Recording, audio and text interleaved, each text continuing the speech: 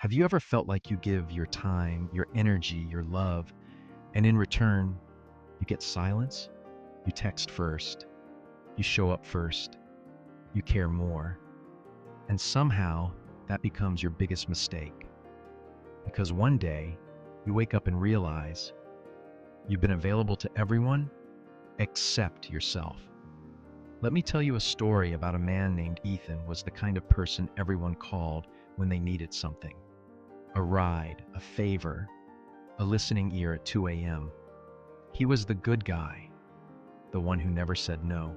But behind that smile was a tired soul, tired of being taken for granted, tired of feeling invisible the moment he needed someone else.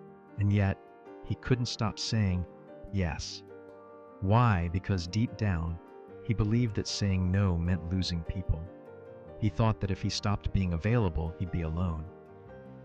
But what if I told you that being too available can be the very reason you end up alone?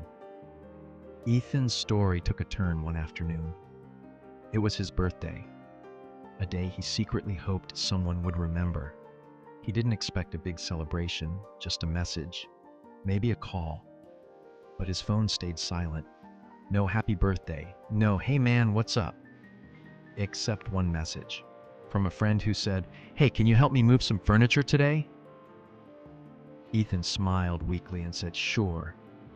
He skipped his own small plans and spent the day lifting someone else's burden, literally. That night, as he sat on his couch, surrounded by silence, something inside him cracked. He realized the people he prioritized didn't even see him. They saw his usefulness, not his value. And that's the dangerous thing about always being available. People stop appreciating your presence and start expecting it. It's like Wi-Fi, right? When it's always there, no one notices. But the moment it disconnects, suddenly everyone's like, "Hey, what happened to you?" But by then, it's too late. Because you've trained people to think your time costs nothing. And they believe it because you showed them it was free. So, what did Ethan do next? Did he cut everyone off, disappear, become the cold-hearted guy everyone warned him not to be? Not quite. He did something scarier. He decided to change himself. The next morning, Ethan made a rule. He would stop being available to people who weren't available for him. He didn't announce it. He didn't post a dramatic, "I'm done with fake people" status. He simply stopped chasing. When someone texted just to ask for a favor, he politely declined. When someone wanted to vent without ever listening in return, he stopped answering. And guess what? At first it hurt, because silence feels heavy when you've lived surrounded by noise.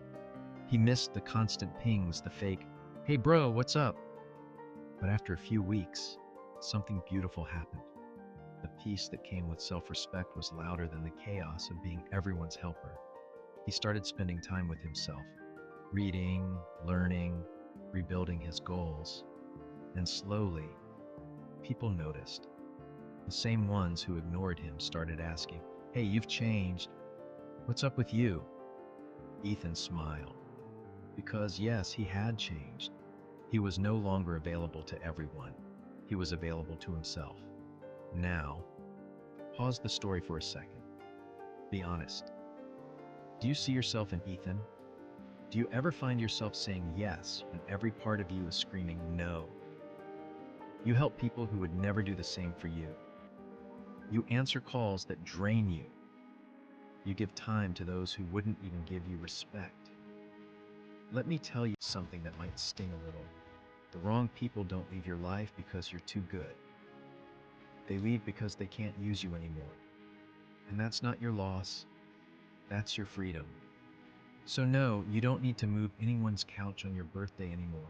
Unless they're giving you cake too, at least make it fair. Because life isn't about how much you give. It's about who you give it to. Ethan once thought his kindness was his strength, and it was, but only when paired with boundaries. Without them, kindness turns into a cage. But here's the twist. When you stop being available to the wrong people, the right ones finally have space to find you. Think about that all this time. Maybe your life wasn't crowded, it was cluttered. And when you remove what drains you, what's left will finally sustain you.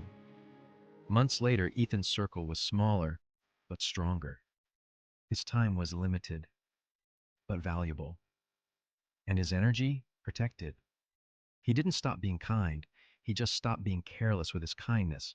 So if you've been feeling drained, invisible, unappreciated, maybe it's not that you're giving too little. Maybe you're giving too much to people who don't deserve it. Start today. Say no without guilt. Take a step back without explanation. Let people wonder why you're not always available. Because your peace is not a group project. Your time is not a donation box. And your energy is sacred. So protect it, value it, and never, ever apologize for it. Because the moment you stop being available to the wrong people, you finally become available to the right opportunities, the right energy, and the right version of yourself. Remember Ethan's story. His biggest mistake wasn't caring too much. It was forgetting that he mattered too. And now, it's your turn to remember that too. This was Tales That Inspire. If this story touched you, share it with someone who gives too much, because maybe they just need a reminder that their time is precious. Subscribe for more stories that awaken your strength.